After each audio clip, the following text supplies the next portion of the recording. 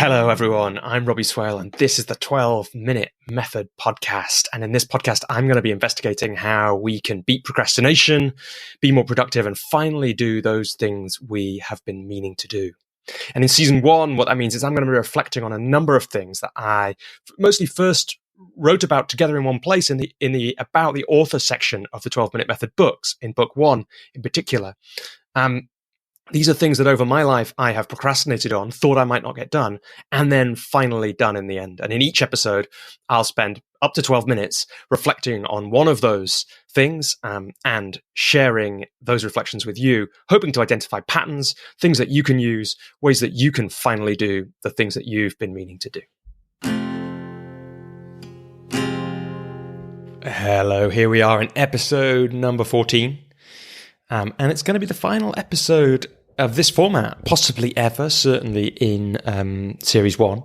It's funny, in the last episode, I called it Series 1 and Season 1. You could tell that the American use of the word season has kind of invaded my life. So I'm going to reflect, first of all, on episode 13, which is the episode from last time, about appearing on podcasts and the 100 Podcast Challenge. And there's quite a bit to say about that, really. It's interesting to hear myself reflecting back on it. I guess, it started with, in some ways, certainly the way I told the story, it started with, I want to do that thing. I'm noticing that, why am I not on podcasts? That's in some ways where this started. And I could have and didn't answer that question.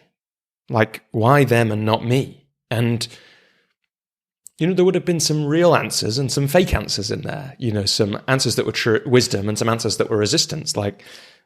One of the answers that was kind of true is, well, why would someone interview me? What's my thing? And the books, as I said last time, the books, but also the challenge, but particularly the books, naming something like the 12-Minute Method has really helped. So big thanks to Tim who coined that name.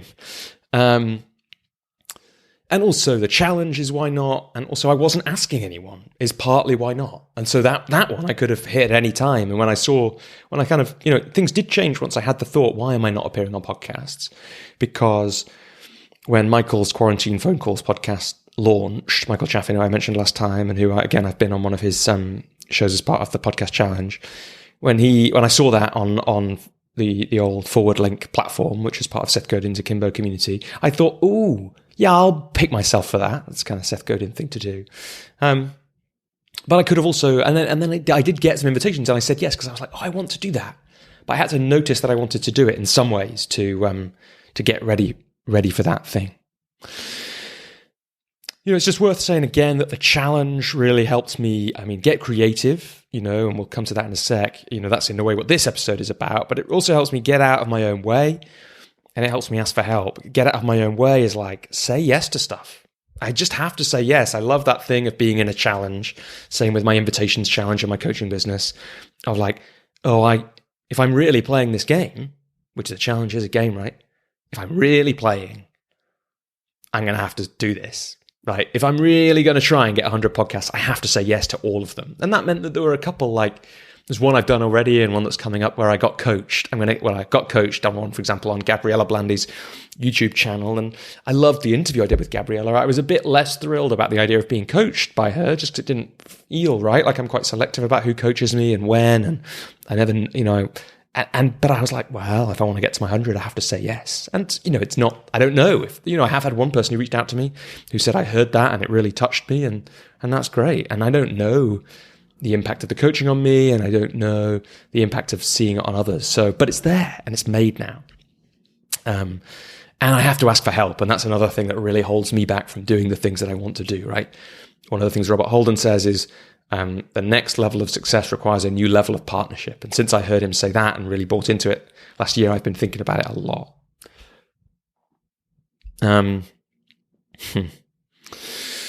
So I guess I noticed that the switching into the 30-minute method for the podcast challenge, there were kind of two key parts of that. One is a practice like that. So doing 30 minutes a week on it means that I'm keeping going with it, even when things are tough and heavy and there's lots of work going on. So it's not stationary. So it's moving at least. I think that's really important if we want to keep something going, if we want to really do something. And then when things get less heavy, I do more. Since I mentioned in the last episode, I had some projects earlier in the year, and sometimes I was just working on the challenge for 30 minutes a week. And when the 30-minute timer went off, if I was halfway through an email, I'd basically stop. But more recently, I've been making this podcast. There've been other things. I've been doing more than 30 minutes a week because the big projects aren't happening as much. I've got a little bit more space. The other thing, of course, is if you're going to do a weekly thing, what do I do if I want to book something into that 30-minute slot? Like I move the thing in my calendar. That's a thing I've learned to do for myself. I don't delete the thing ever. I just move it in my calendar and then I stick to it if at all possible. And I haven't done the 30 minutes every week, but I've done it most weeks. And that's important. It's worth saying, like, both for the writing practice and for the podcast challenge, keeping track of ideas. That's an important thing to do. If you're going to work on something like a podcast challenge, it's good to have somewhere to keep your ideas. I have a kind of scribbly, scrunched up bit of paper for 12-minute article ideas. And I also email them to myself sometimes. And I have, I had a spreadsheet for the podcast challenge. It's like good to have somewhere to keep track of your ideas. That's definitely true. I like the comeback of the 80-20 method in the podcast challenge.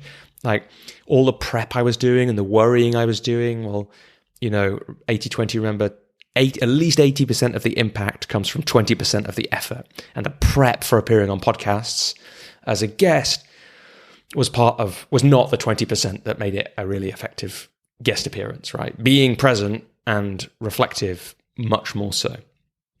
But having the books handy for when someone asks me a detailed question about one of my books, that also useful. What else? One of the things that's on my spreadsheet is one of the things for a challenge is to define success in a way that works. So, for example, on my tracking spreadsheet for the 100 podcast challenge, there are a number of columns. Part of this is for me to keep track of it, but it's also for me to measure progress. So, for example, how many requests have I made? And like I said last time, when I hadn't even made 100 requests to appear on shows, I was like, well, there's no way I'm getting to 100 until I've made at least more than 100 requests. I've also got whether it's a yes or no, whether the interview or the episode is scheduled, and whether we've recorded, and then whether it's out, if it's a thing that comes out, because we'll get to that in a sec. And some of these are outside of my control. I felt like I don't want to measure myself based on how many are out because I can't guarantee that even when it's recorded, somebody will put it out. So my counter for how many I've done is on how many I've recorded. It's also worth saying that there's obviously what do you call it, like a bleed, or it's like a colander or something. You're losing stuff at a funnel, they call it in marketing, don't they? You're losing stuff, but a funnel is less accurate than a colander. I've heard someone say that. You're losing numbers at every stage. So if I send out requests, I get few yeses than I send out requests. I schedule fewer things in than people say yes, and record fewer than we schedule. And there have been some people who have said yes and then become a no later on. I'm chasing them to schedule. They say no. So knowing where you're measuring success. And I can completely control how many requests go out. I can't control how many yeses go out. I can help but not control how many are scheduled.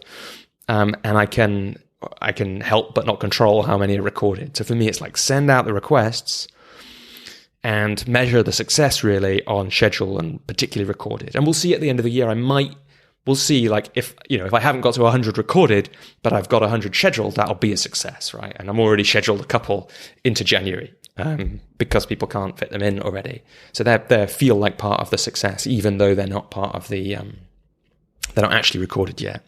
But until they're recorded, scheduled stuff gets cancelled. So, that's an interesting thing to think about. So one thing is I didn't really think about the admin of keeping track of the challenge and sharing the podcasts that I was on social media. I did think of the admin of how do I keep track of all this? That's why I needed the 30 minutes a week for. And I'm glad I didn't think about how am I going to use all this content when I started, because that might have stopped me. In the end, what it's done is help me ask for help more. I've got a VA on board, Laura, and her team who are doing brilliant work at LCVA Services. Check that out if you want to. And that's helping me keep track of it. But that's also not the point. And we'll probably get to that in this episode, because part of this is just about creating content that'll be there forever. And I can share this content forever. So like the job for this year is make the content, get creative, ask for help, get out of my own way and create loads of content. Then it'll be doing work when I'm asleep. Maybe books will be getting sold. Maybe people will be having their lives impacted by what happens in the episodes. And later, if I want to worry about sharing it, I can do that. Laura and her team and I can sort that stuff out.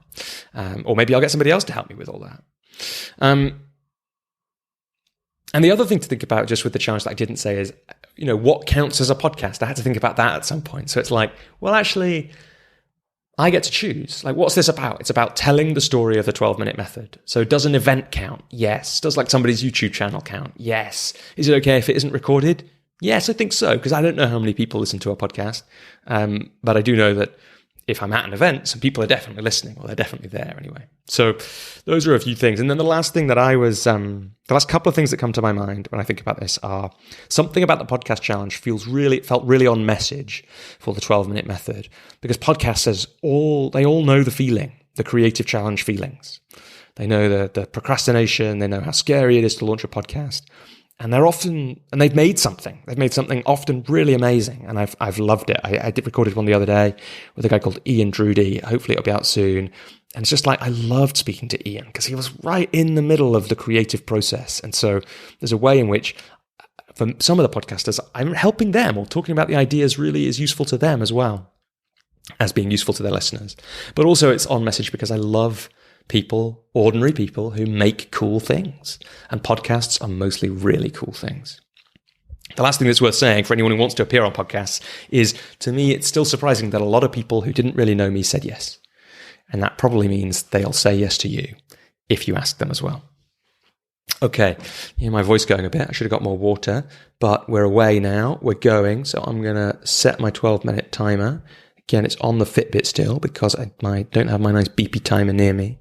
And going to talk about this podcast, creating the 12-minute method podcast, the most recent idea that I've got off the ground, even more recent than the podcast challenge, launched midway through this year. 14 weeks ago as you listen to this. So how do I talk about this? So, I think a 12-minute method podcast had been on my kind of Warren Buffett 25 things long list for a little while. It became like, it's obviously, I'd made the Coach's Journey podcast. Go and listen to that episode if you want to hear more about that. And somewhere in there is the Warren Buffett story, I think. But I'll put a link to Warren Buffett again in the show notes. It's how I set my year's goal setting. And, it's like once you've made one podcast, you start to see ideas for another one, right? And there it was, 12-minute method one. There's quite a few ways I could have gone with it.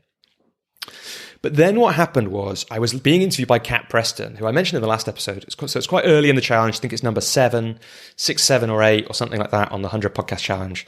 Her podcast, Collective Wisdom. Check out that interview. So I was being interviewed by Kat, and she asked me she said, "Oh, you've used the 12-minute method podcast to get married." And I was like, I know why she'd thought that. She just hadn't quite read my clever phrasing carefully enough. I talked about this on an earlier episode. But in the about the author section of the 12-minute method books, I wanted to talk about myself in a way that gave me credibility. And rather than talk about like who I am or qualifications, I wanted to talk about the things that I have procrastinated on and then done. And getting married was on that list.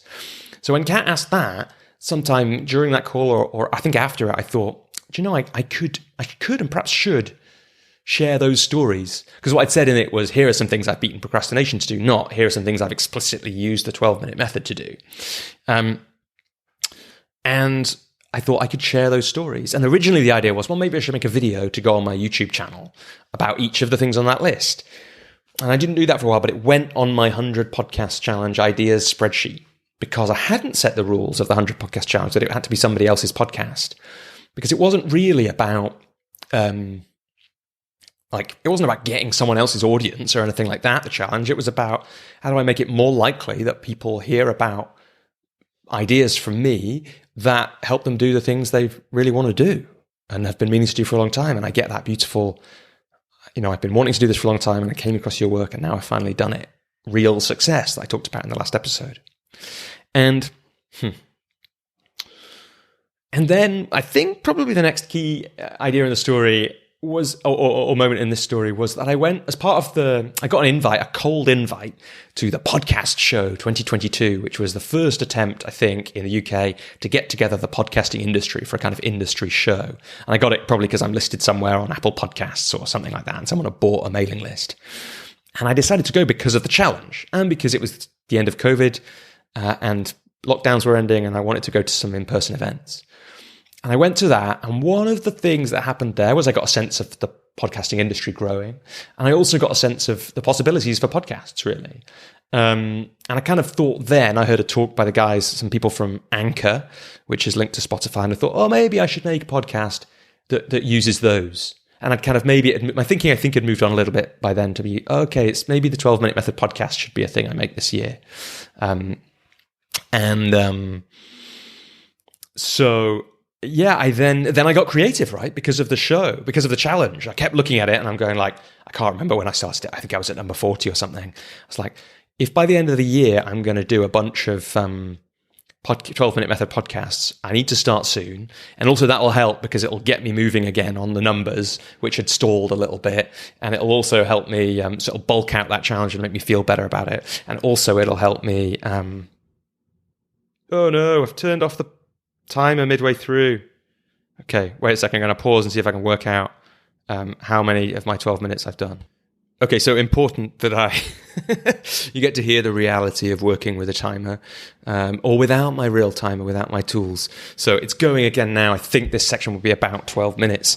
I think I worked out that the thing right, I had to get a calculator out to do 12 minus 4.5, which is not great for my maths. So my maths, has not been practiced as much as it used to. So it got me creative.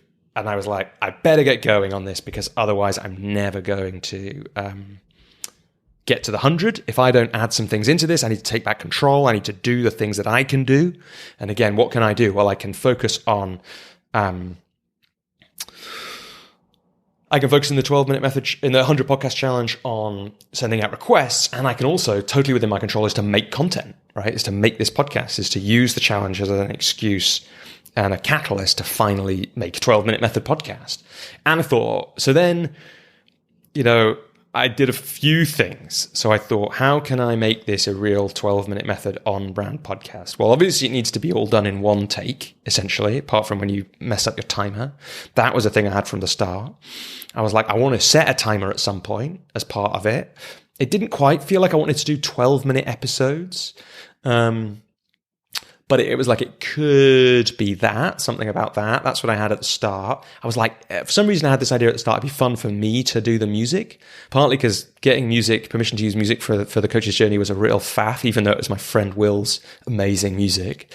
And I thought it'd be funny to record a thing. I thought I'd do it weekly because that was one of the things that some people at the podcast show had like really sold me on, that if you do something weekly, you could build up an audience. And I thought I'd use Anchor to see if it was as cool as the people from Anchor had made it sound in the talk at the podcast show. And then I made a list. So I'd already made a list, actually, at some point during my 30 minutes of 100 podcast challenge time of a load of the episodes. And I'd added a couple more that weren't on the list to that. And if you've listened to this whole series, you'll have picked up that... that I've added more things to the list as time has gone on. And then I think then the next thing I did was like, as I knew, so it was good having my 100 podcast challenge tracker with a scheduled column.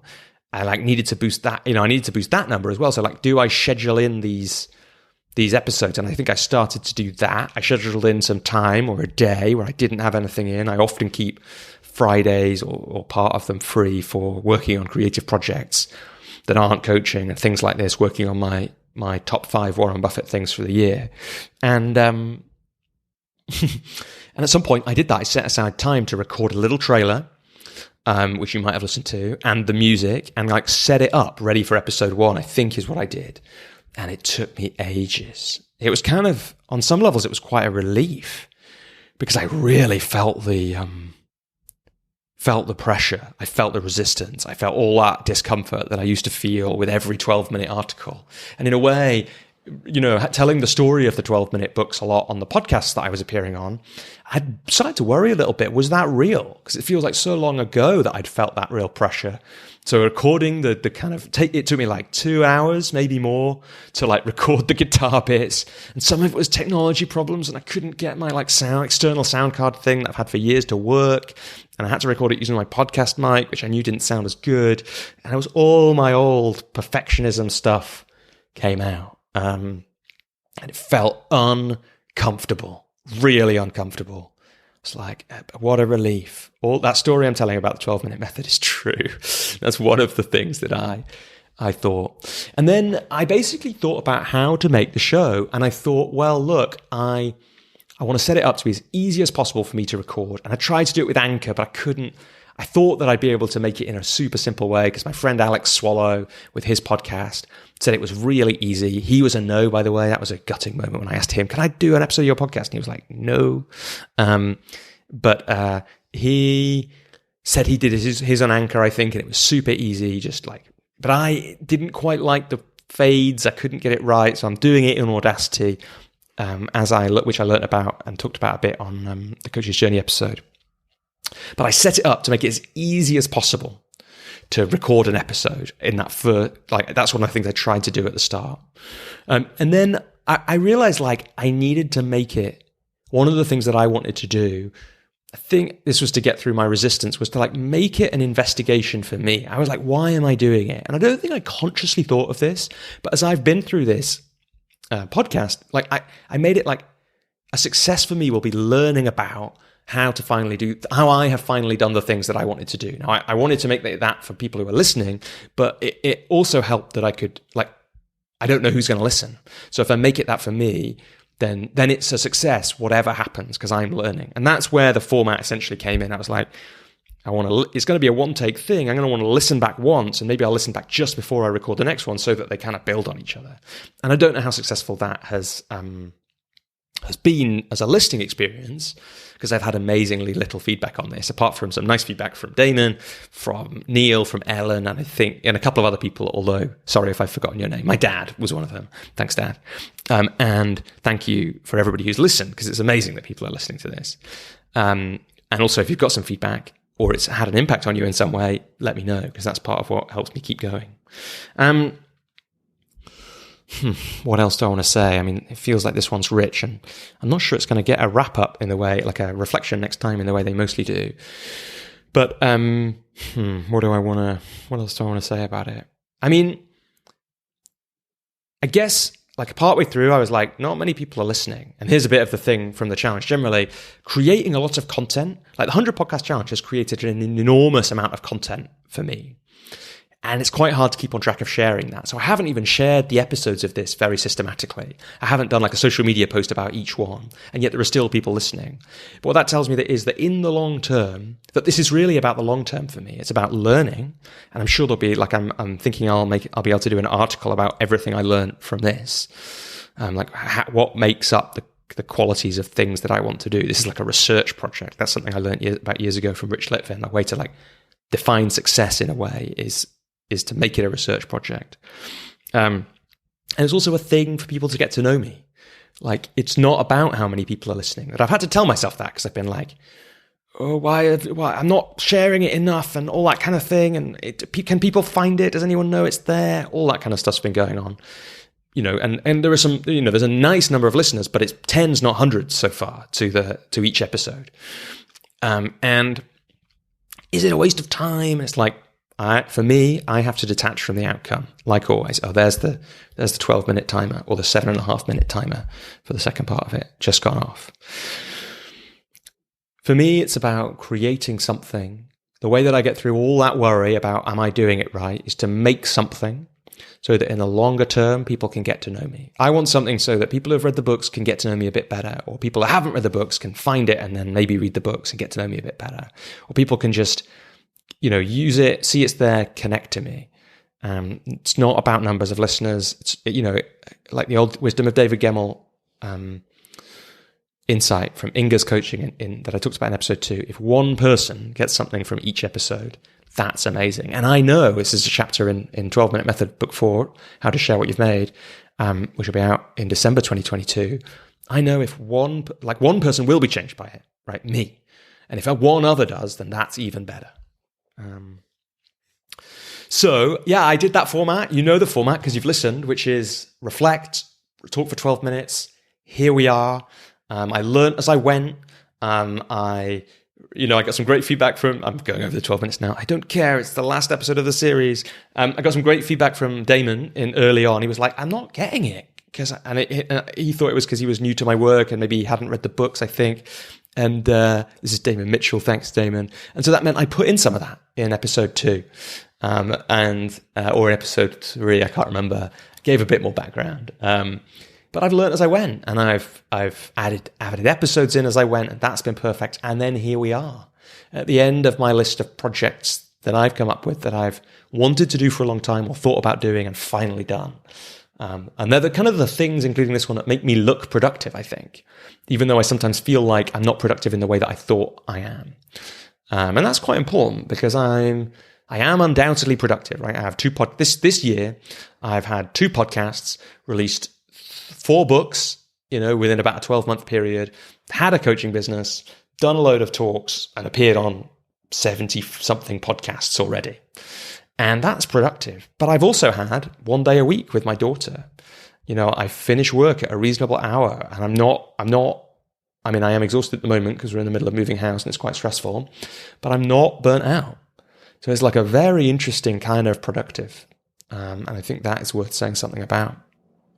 So I'm pretty sure. So here's what's going to happen now. This is the end of the 12-Minute Method podcast series 1, almost before the end of the year, because I'll probably need it to get close to 100 podcasts. I'll listen back to all these episodes and do a series 1 review. And I'll look back at all the reflections that I've made and see what patterns I can see. And I'll probably listen back to this episode and reflect on the 12-Minute Method podcast a bit in that episode, I think, because a bit like the 100 podcast challenge with and some of the others, with ones that I haven't reflected on much, it's really nice to get that space to reflect. I'm sure some more things will come up when I'm listening back. Because one of the practices, right, the 12-minute practice, is you can't get everything done in 12 minutes. You just can't. And you've just got to trust. I've just got to trust that I've done enough. You've got enough. There's enough chance for you to take one insight from this and use it in your life in some way. Is there anything else I want to say? So I'll be back with that season 1 review at some point. And I'm also thinking about how this will carry on into the future. It might be audio versions of the blog posts. It might be interviews with other people who help people finally do the things they've been meaning to do. It might be both of those things or neither. I might quit it. I've just done an interview with my friend Sarah Wheeler on her podcast, Knowing When to Quit. Maybe I need to quit this podcast. Yeah, and so thanks so much for listening to the kind of, what do we call it? Like the, I don't know, main part of series 1. I'll be back in it by the end of the year with a review of this series and maybe some ideas about what happens next. And in the meantime, yeah, have a wonderful rest of the day. Okay, just a couple more things before you head out to whatever else you've got going on in the rest of your day. If you want to find out a bit more about me or sign up to my mailing list, you can do that at www.robbieswale.com. If you want to read the 12-Minute Method books, you can find out more about them on my website. You can find them on Amazon, and you can find them in lots of other bookshops and booksellers around the world. You might want to come and join the 12-Minute Method Facebook group. You can find that by searching for the 12-Minute Method on Facebook, or there's links on my website. And you can find some other people there who are interested in doing work that matters to them and finally doing the things that they want to do. You can find me on lots of social media platforms. I'm most active on LinkedIn, so you might want to find me there. And most of all, I'd love to hear from you, especially if something that I've made has inspired you to finally do something you've been meaning to do for a long time. Hearing those stories are some of the most meaningful things for me in my work. And so they help me keep going when I might want to give up. So I'd love to hear from you. But most of all, I'd love it if you did that thing that matters to you that you've been meaning to do.